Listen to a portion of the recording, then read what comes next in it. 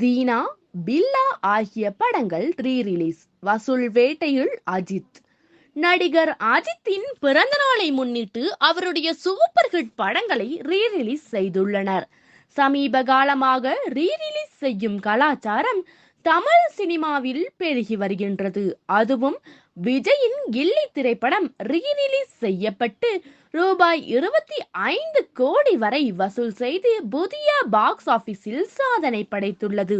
இதனைத் தொடர்ந்து அஜித்தின் பிறந்த நாளில் தீனா மற்றும் பில்லா ஆகிய படங்களை ரீ-ரிலீஸ் செய்துள்ளனர். மங்காத்தா திரைப்படம் ரீ-ரிலீஸ் ஆகுமென ரசிகர்கள் எதிர்பார்த்து காத்து கொண்டிருந்தனர்.